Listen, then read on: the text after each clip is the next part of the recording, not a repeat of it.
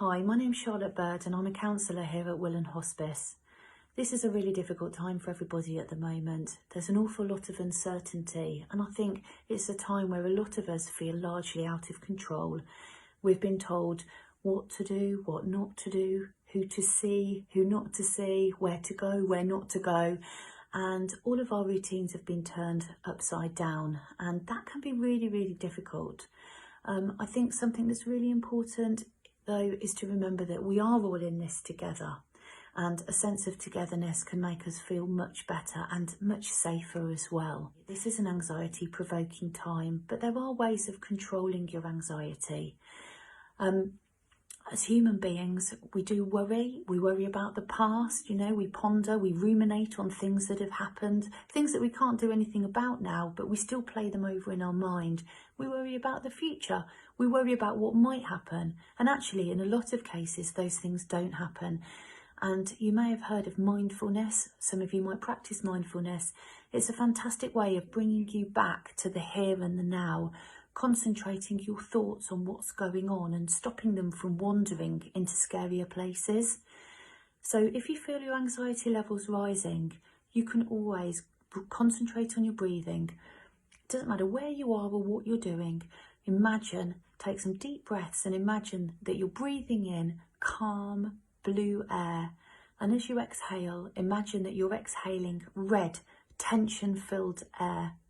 Do that a few times and help you to bring yourself back to the present.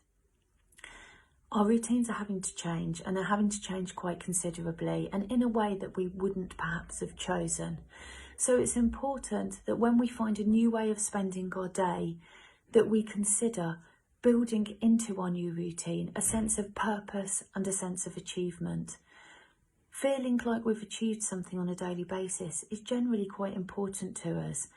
And it doesn't have to be something major, but maybe doing some jobs that you've been meaning to do for ages, clearing out a cupboard, maybe starting to learn a new language. Make sure what you choose to do is achievable. This isn't a time when you want to put yourself under more pressure, but just having a think about trying to use your time usefully, or a small portion of your time every day, might make you feel slightly better that you're not able to go out and do what you normally do. You're not able to go to work perhaps and do the job that you normally do. So try and plan your day in a way that it keeps your mind active to stop it from wandering off and worrying about what might happen or what you can't do. Fill your mind with things that make you feel like you've achieved something, that make you feel good. Exercise is really important. Exercise is great for our bodies and it's great for our minds. Yes, we can still get out if we can and do one form of physical exercise, obviously maintaining our 2 metre distance to other people. We might still be able to get out for a run, get out for a walk, get out on your bike. Fantastic if you can. If not, maybe do some exercises in the house.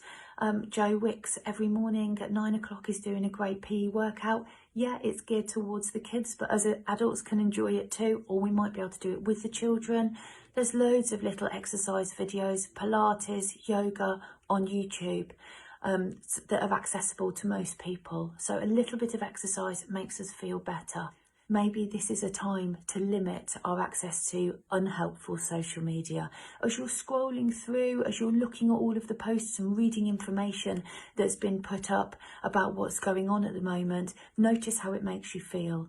If it makes you feel distressed, if it provokes anxiety, provokes fear within you, then maybe it's the time to start limiting how much time you're spending reading all of these posts on social media. Maybe you should just think to yourself, okay, the posts that I'm reading, they're not making me feel great. Would I normally take advice from whoever, the people or the organisation that's posted these posts? No, I wouldn't. So maybe now isn't the time to start following their advice. Maybe, the NHS, the government websites, have a look at those, clarify the information that you need to know and limit your access to social media if it's not making you feel positive. Once again, I would say, do remember we're all in this together. We've put loads and loads of helpful information onto a link on our Willen website.